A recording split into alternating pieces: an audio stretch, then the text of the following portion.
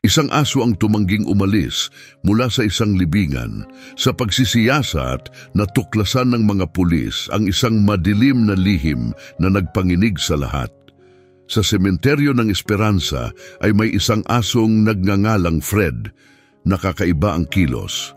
Araw-araw, nanatili si Fred sa tabi ng isang partikular na puntod, ang huling hantungan ng isang tao. Hindi niya kailanman iniwan ang lugar na iyon kahit para maglaro o kumain, para bang binabantayan niya ang isang napakahalagang bagay. Nakatawag ito ng pansin ng mga dumaraan at nagsimula silang mag-usap tungkol kay Fred. Bakit kaya hindi siya umaalis doon? Tanong ng mga taga roon. Laging alerto si Fred, parang pinoprotektahan niya ang puntod mula sa anumang banta. Hindi niya hinahayaang lumapit ang sinuman at tumatahol siya sa mga nagtatangkang lumapit. Ang kakaiba niyang asal ay naging usap-usapan sa bayan. Pati mga bata ay pumupunta sa sementeryo para panoorin si Fred at subukang hawakan siya.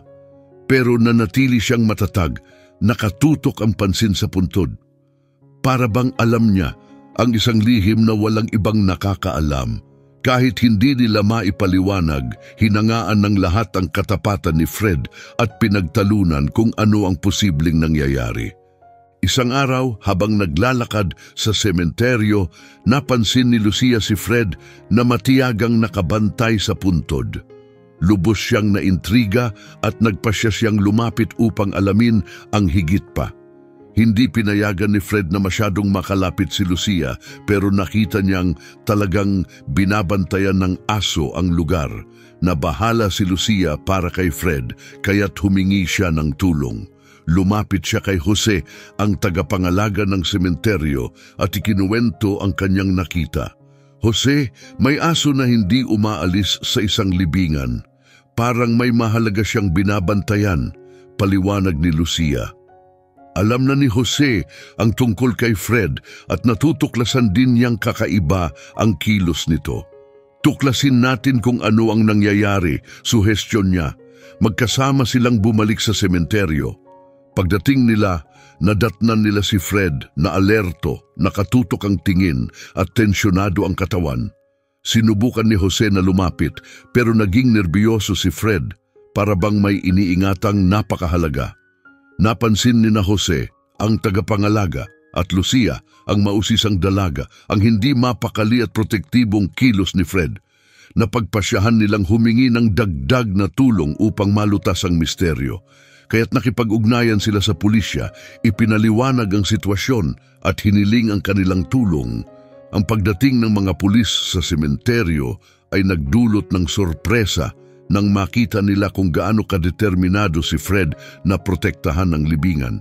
Nang subukan nilang lumapit, nagsimulang tumahol ng mabangis si Fred at ipinakita ang kanyang mga ngipin na parang iniingatan niya ang isang mahalagang lihim. Napagtanto ng mga pulis na kailangan nilang mag-ingat sa kanilang kilos. Ano kaya ang gustong ipahiwatig ng asong ito? Tanong ng isa sa mga pulis. Nagpasya silang humingi ng tulong mula sa isang eksperto sa asal ng hayop upang mapakalma si Fred at masusing masiyasat ang sitwasyon. Samantala, kumalat ang balita tungkol sa pangyayari at nagsimulang magtipon ang mga residente sa sementeryo, dala ng kanilang kuryosidad at hangaring maunawaan ang kakaibang kilos ni Fred. Ang presensya ng pulisya sa sementeryo ay lalo pang nagpaigting sa kuryosidad ng mga kapitbahay. Ano kaya ang nangyayari doon? Tanong nila sa isa't isa. Nagsimulang magtipon ang mga tao sa paligid ng puntod na binabantayan ni Fred. Mula sa mga bata hanggang sa mga matatanda, lahat ay interesadong matuklasan ang misteryo. May nakatago kayang kayamanan doon? Tanong ng isang bata na naalala ang mga kwento ng pirata at pakikipagsapalaran. O baka naman binabantayan ni Fred ang isang napakahalagang tao? Hula ng isa pa. Samantala, pinag-uusapan ng mga pulis ang kanilang susunod na hakbang. Alam nilang kailangang tuklasin kung ano ang kakaiba sa puntod na iyon. Ang mga taga roon naman ay patuloy sa pagbuo ng sari-saring teorya tungkol sa lihim na maaaring taglay nito. Matapos makakuha ng kautusan mula sa korte, naghanda ang mga pulis na hukayin ang puntod na nangangahulugang bubuksan nila ang kabaong upang suriin ang laman nito. Kumalat ang balita sa buong bayan at nagtipon ang mga tao sa sementeryo, lahat ay sabik at puno ng kuryosidad. Ang mga bata ay nagunat upang makasilip ng mas maayos, habang ang mga matatanda ay bulong-bulungan ang kanilang mga hinala. May matutuklasan kaya tayong kamangha-mangha? Tanong ng isang bata, nagniningning ang mga mata sa pananabik. Maingat na kumilos ang mga pulis habang binubuksan ang puntod sa ilalim ng matalim at protektibong tingin ni Fred. Para bang alam niya ang bigat ng sandaling iyon. Lumaki ang tensyon at lahat ay naghintay ng may hawak hininga habang inaangat ang takip ng kabaong. Salungat sa inaasahan, natagpuan nilang walang laman ang kabaong, walang katawan, tanging ilang lumang kumot lamang. Nagkaroon ng bulong-bulungan ng pagkabigla sa mga tao. Paano nangyari ito? Nasaan ang katawan? Tanong ng isang babae. Nalito rin ang mga pulis at napagpasyahang alamin pa ang mas malalim na detalye. Kinausap nila ang pamilya ni Alvaro, ang lalaking di umano'y nakalibing doon. Inilahad ng pamilya na nasawi si Alvaro sa isang sunog at tuluyang naabo ang kanyang katawan, kaya't nanatiling sarado ang kabaong noong libing. Gayunpaman, hindi nito napanatag ang lahat. Si Lucia na sinubaybayan ang mga pangyayari mula simula ay naramdaman na may hindi pa rin tumutugma. Kung namatay si Alvaro sa sunog, bakit ganoon na lang ang pagprotekta ni Fred sa puntod? Tanong niya. Napagtanto rin ng mga pulis na kakaiba ito kaya't nagpasya silang alamin pa ang buhay ni Alvaro. Ang kanilang natuklasan ay mas lalong nakakagulat. Ginamit ang telepono ni Alvaro ilang araw matapos ang kanyang pagkamatay. Ang revelasyong ito ay nagdulot ng mga tanong kung buhay pa nga ba si Alvaro. Sinundan ng mga pulis ang bakas ng telepono at natuklasan nilang ginamit ito ilang araw matapos ang sunog, lalong nagpapataas ng pagtataka at mga tanong ng mga tao. Posible kayang buhay pa si Alvaro? Tanong nila.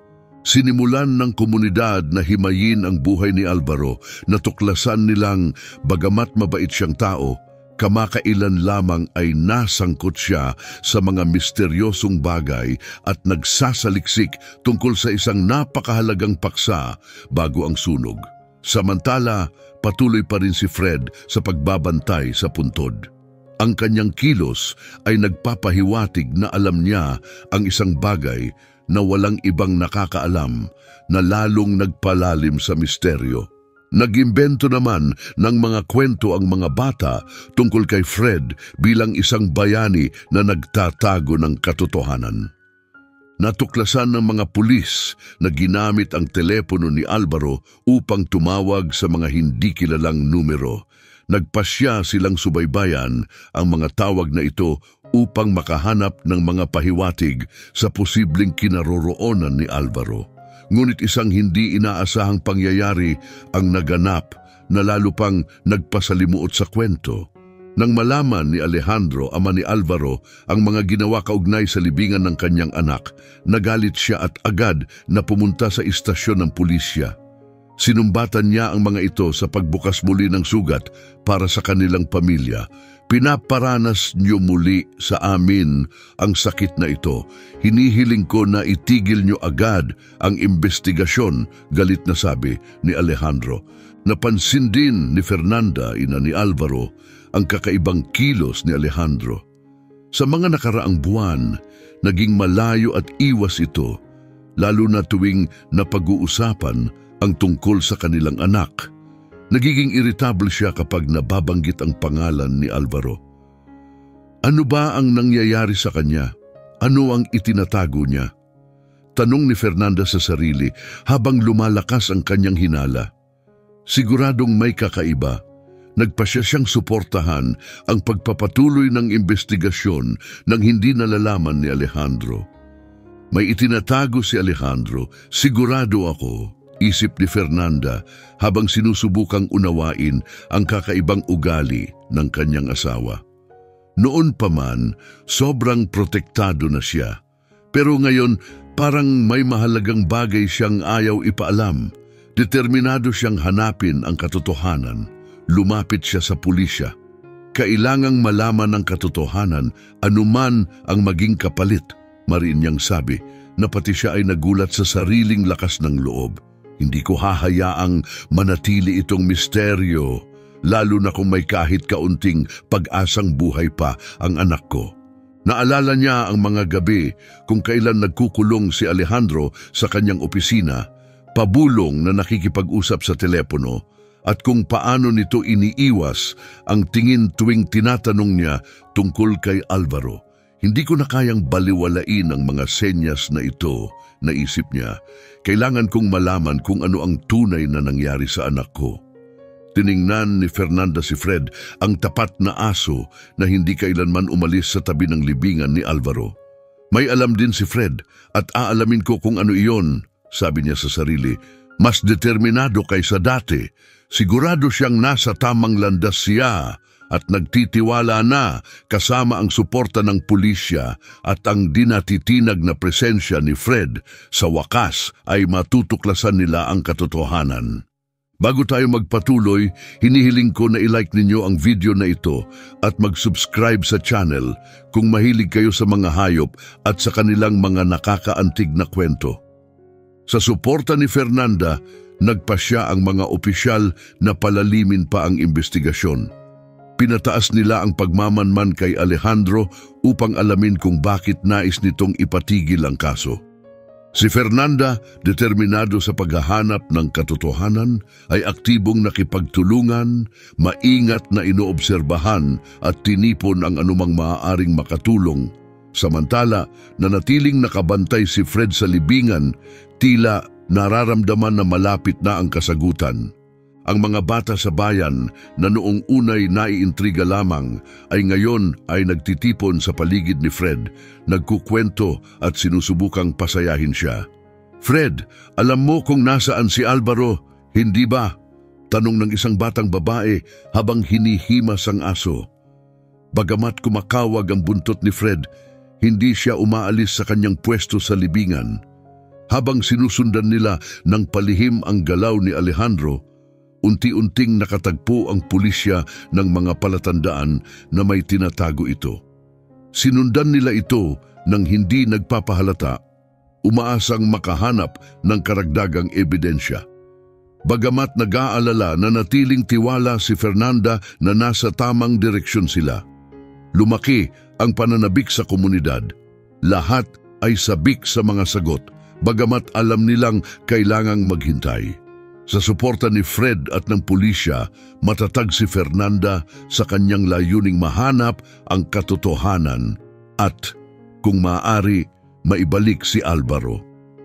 Pagkatapos ng ilang linggo ng tahimik na investigasyon, natuklasan ng pulisya ang isang di inaasahang bagay. Umaalis si Fred mula sa sementeryo ng ilang oras bawat araw, patungo sa isang luma at tila abandonadong bahay na hindi kalayuan. Dahil sa kakaibang kilos ng aso, napagpasyahan nilang sundan siya at siyasatin ang lugar ng mas maigi. Sa kanilang pag-iinspeksyon sa bahay, natagpuan nila ang mga palatandaan ng kamakailang aktibidad. May mga plato ng pagkain at mangkok ng tubig na maingat na inilagay para kay Fred, na nagpapahiwatig na may nag-aalaga sa kanya. Sino kaya ang nasa likod nito?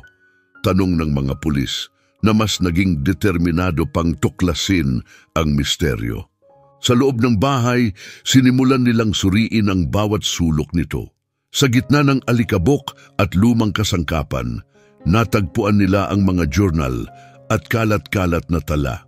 Habang binabasa nila ang mga ito, nalaman nilang pagmamay-ari iyon ni Alvaro. Ang mga journal ay naglalaman ng mga hindi pa nalalamang bahagi ng kwento. Isang journal ang nagbunyag ng nakakagulat na katotohanan. Natuklasan ni Alvaro na ang kanyang ama, si Alejandro, ay sangkot sa mga iligal na operasyon ng droga sa kanilang sariling lupain. Sa pagkabigla sa ginawa ng kanyang ama, nagpasya si Alvaro na harapin ito at kumbinsihin siyang itigil ang mga iligal na gawain. Ang mahalagang tala na ito ay naisulat isang araw bago ang sinasabing pagkamatay ni Alvaro sa sunog. Kaya pala, may alam si Alvaro na maaaring naglagay sa kanyang buhay sa panganib, sabi ng isa sa mga pulis.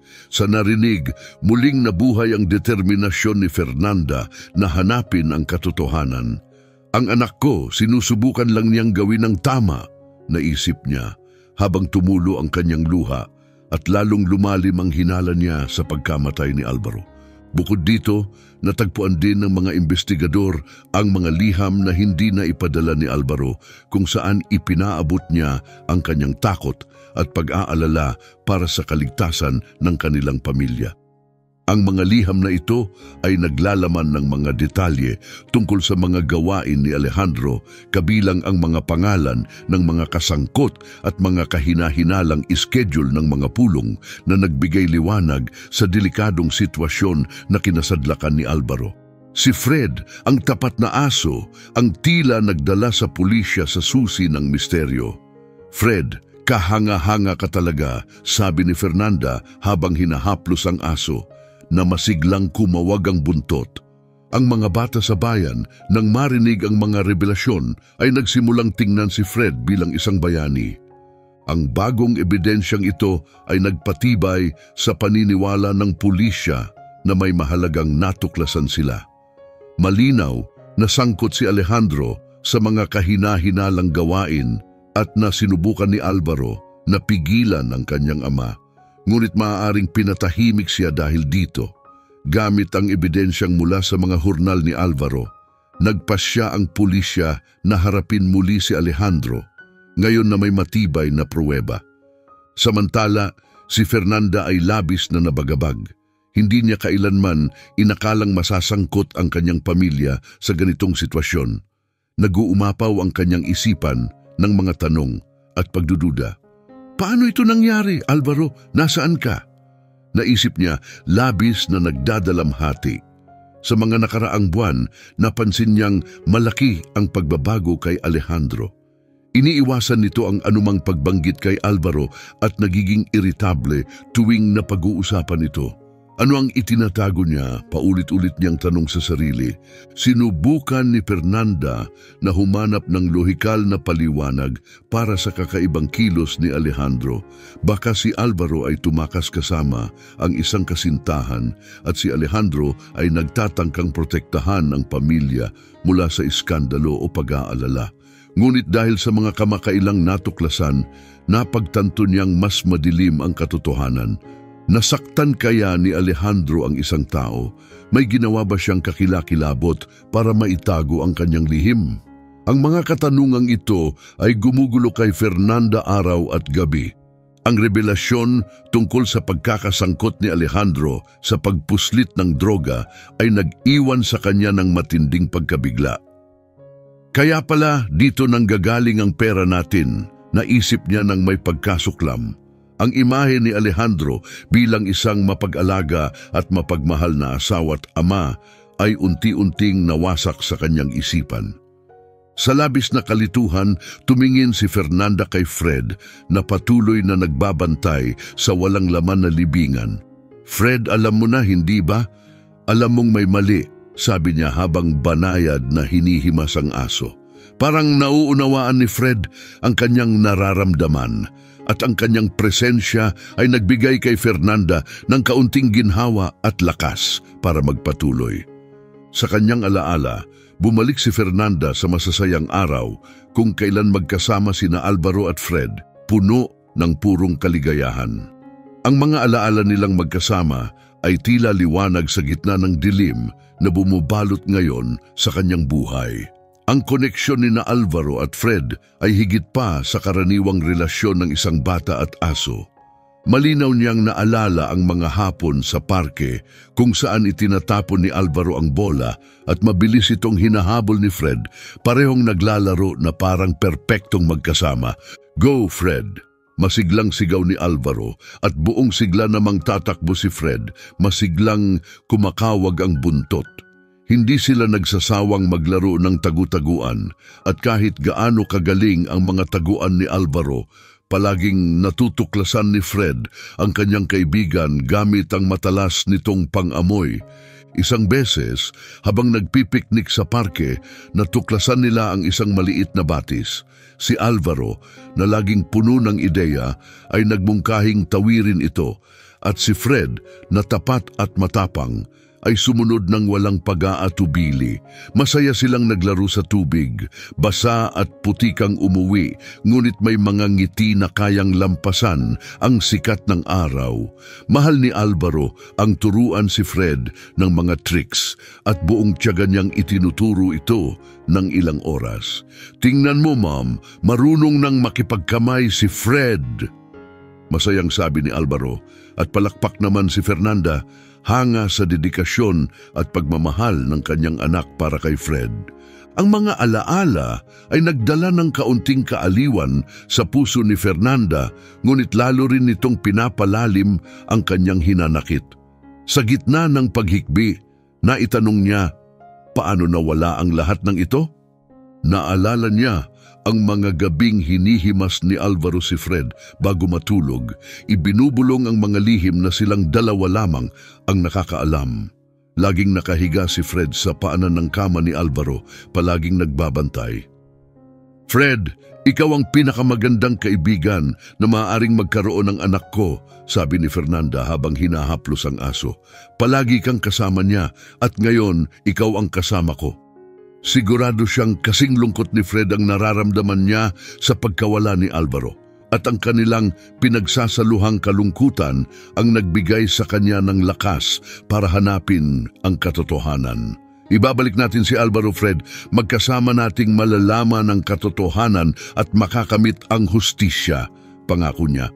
Samantala, higit pang nakagugulat na mga natuklasan ang lumitaw mula sa investigasyon ng pulisya. Sa diary ni Alvaro, malinaw na nasasadlak siya sa matinding takot matapos niyang matuklasan ang ilang katotohanan. Dito niya isinulat ang hirap na dinadala niya sa kalooban. Nasa pagitan siya ng pagmamahal niya sa kanyang ama at sa kanyang paninindigang gawin ang tama. "Hindi ko matanggap na sangkot si Dad sa ganito," isinulat ni Alvaro. "Kailangan ko siyang harapin at kumbinsihin na itigil ito bago mahuli ang lahat." Ibinunyag din ng kanyang mga sulat ang labis niyang pag-aalala para sa kaligtasan ng kanilang pamilya. "Kung may magsabi ako, mapapahamak tayong lahat," isinulat niya. "Pero hindi ko rin kayang manahimik. Kailangang makausap ko si Dad at kumbinsihin siyang tumigil." Ang mga salitang ito ay naglalarawan ng isang binatang nahaharap sa matinding moral na pagsubok, nababalot ng pagmamahal, takot at tungkulin. Lalo nitong pinatatag ang loob ni Fernanda sa paghahanap ng katotohanan. Ang huling desisyon ni Alvaro ay harapin si Alejandro isang araw bago siya nawala. Ang huling tala niya sa kanyang diary ay puno ng tapang at determinasyon. "Ngayon kakausapin ko si Dad. Hindi ko na maaring ipagpaliban ito. Kailangang protektahan ko siya mula sa kanyang sarili at iligtas ang ating pamilya," isinulat niya. Sana maintindihan niya at piliin ang tama. Habang binabasa ng mga investigador ang mga tala na ito, napagtanto nilang nasa napakadelikadong posisyon si Alvaro.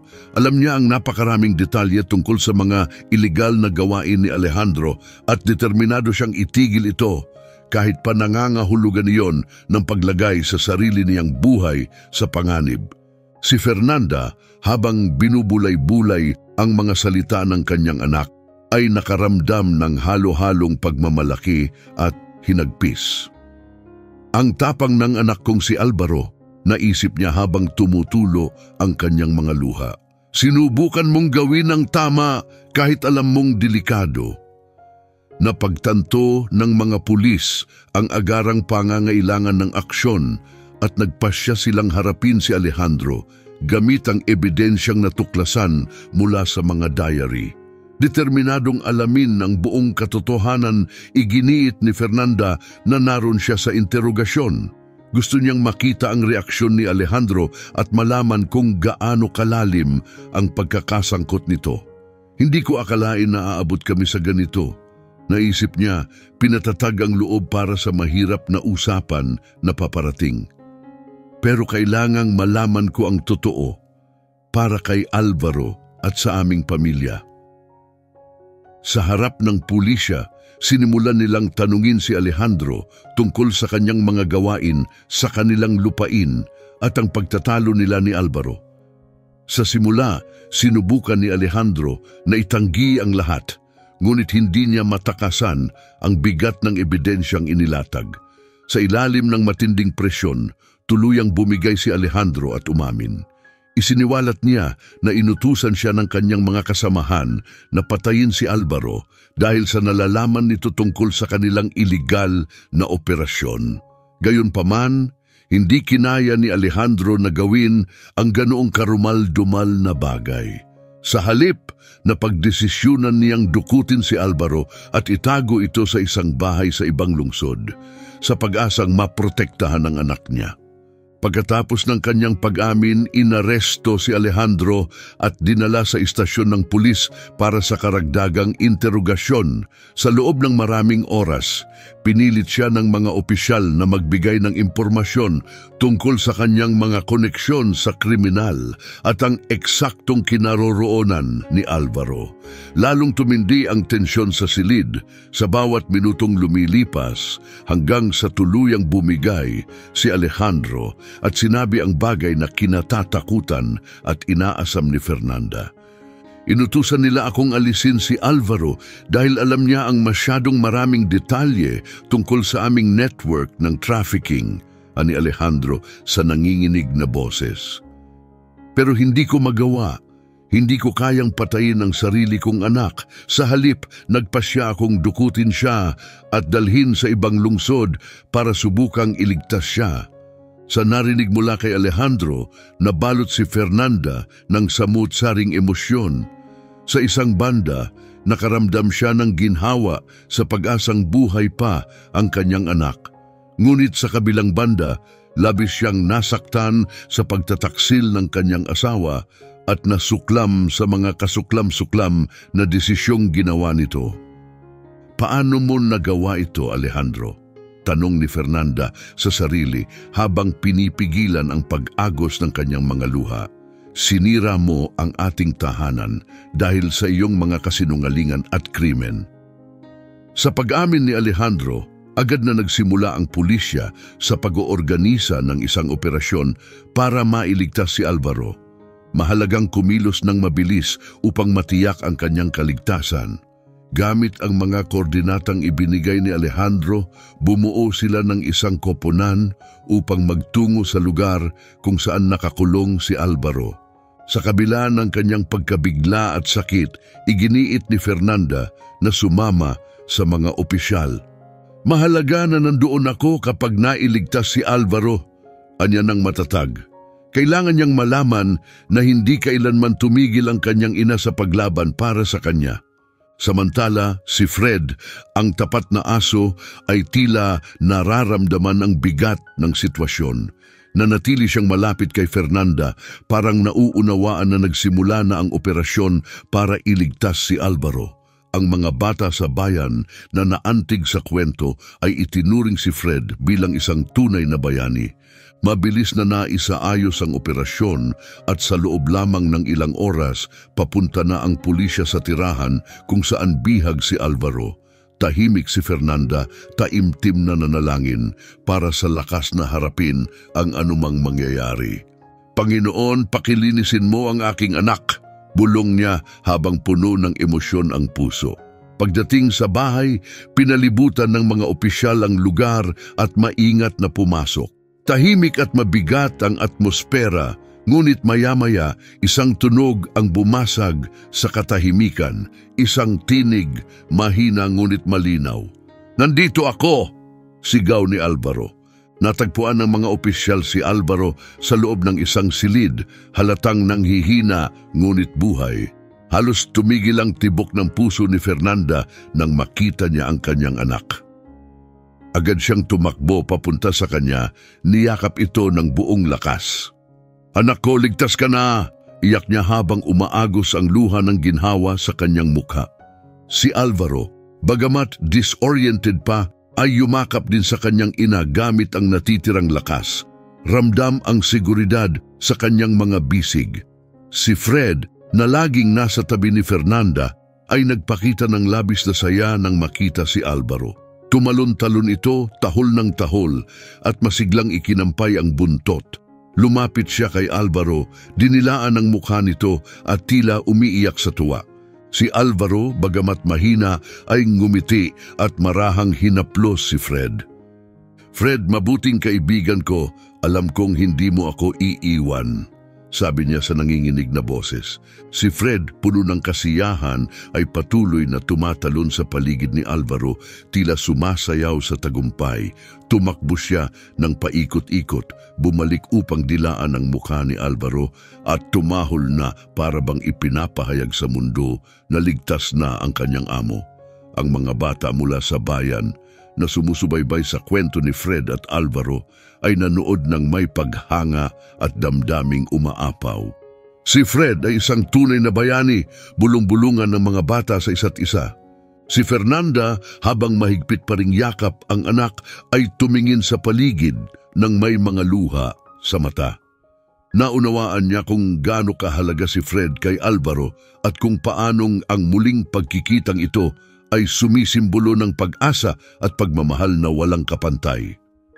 "Fred, kamangha-mangha ka," sabi niya habang hinihimas ang aso na ngayoy nakahiga na sa paanan ni Alvaro, masiglang ikinakampay ang buntot.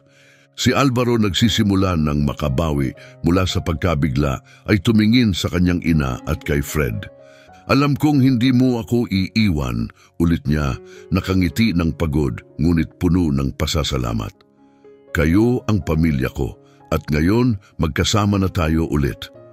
Si Fred, ramdam ang kahinaan ni Alvaro, ay umikot at humiga sa tabi niya, nag-aalok ng init at aliw.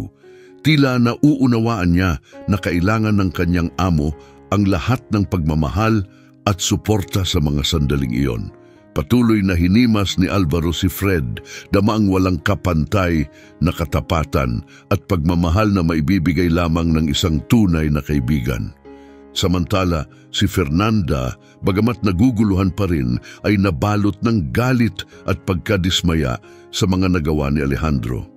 Ang kanyang mga paliwanag na dinukot niya si Alvaro upang protektahan ito ay tila hindi naririnig. Ang sakit at galit ay lantad sa kanyang tinig. "Paano mo nagawa ito, Alejandro? Paano mo nagawang pagtaksilan kami ng ganito?" Sigaw niya, puno ng lungkot at galit. Sinubukan ni Alejandro na ipagtanggol ang sarili. "Nagawa ko iyon para protektahan si Alvaro, para masiguradong ligtas siya," sabi niya, nanginginig ang boses. "Kung hindi ko ginawa, siguradong kinuha nila ang kanyang buhay. Wala akong ibang pagpipilian." Ngunit para kay Fernanda, walang dulot na ginhawa ang mga salitang iyon. "Dinukot mo ang ating anak at pinalabas mong patay na siya." Umiyak niyang sabi, puno ng hinanakit. "Sinira mo ang ating pamilya sa pamamagitan ng iyong mga kasinungalingan at ilegal na gawain. At ngayon, nalaman ko na ang perang ikinabuhay natin nitong mga taon ay mula sa droga. Paano mo nagawa ito sa amin?" Ramdam na ramdam ang pagkadismaya ni Fernanda. "Dapat nagtiwala ka sa amin, sinabi mo ang totoo. Sama-sama sana nating hinarap ang problema," aniya habang mabigat na bumibigat ang kanyang mga salita sa hangin. "Ngunit pinili mong pagtaksilan kami at tahakin ang landas ng kriminalidad." Si Alejandro, na napagtanto ang bigat ng kanyang mga kasalanan, ay napayuko sa kahihiyan.